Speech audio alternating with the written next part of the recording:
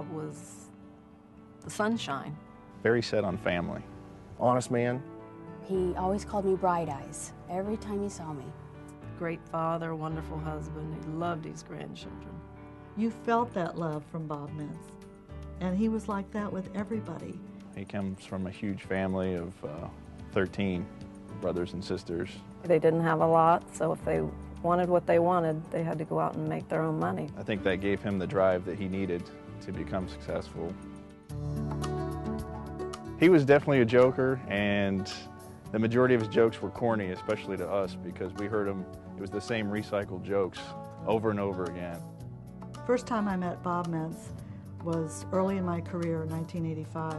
He had his own reasons for seeing me, which I found out later. His father had died and left his mother virtually penniless, and he wanted to make sure that his family were going to be okay if anything happened to him.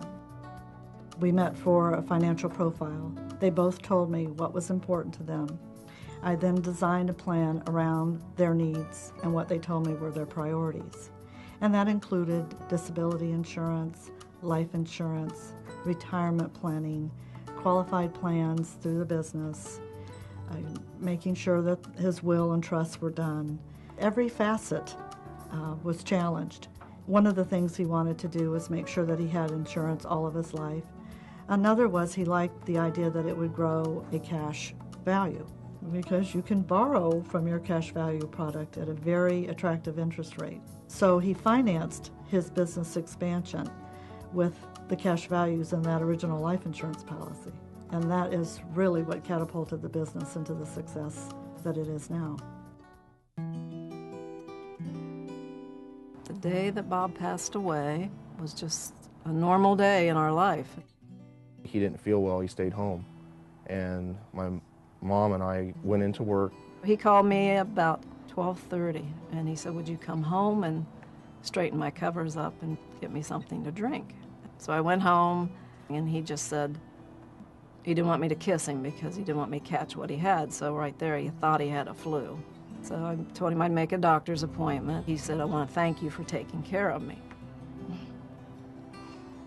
And I said, you know, you don't have to do that.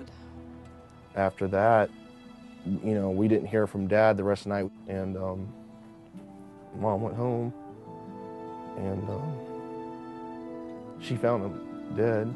I asked him how he was, and then when I touched him, I knew he had passed away. He passed away in his sleep, bleeding ulcer. You know, your whole life has changed. I just couldn't believe my ears, and I drove the hour to get to the house. All I kept thinking on the way there was, dear God, give me the strength to get through this. I have to be the thinking mind. They're going to be counting on me to do what's right. A few days later, they asked me if I would read the eulogy at his funeral. And I got through it okay until the priest read a letter about all the charitable giving that Bob had done. It just overwhelmed me that this man, who I call the kindest man I've ever met, had done so much more and never told a soul. The life insurance really helped my mother. It's helped me to relax and travel and just not go crazy. Even though my dad is gone, I know that he's still providing for us. He set things in motion that will take care of us for a long time to come. Having a good, sound financial plan with somebody that you respect and trust is the ultimate peace of mind. I always tell Michelle she saved my life, which she did. This life stories continue in my husband's work. He's still helping people, and that was his life, to help people.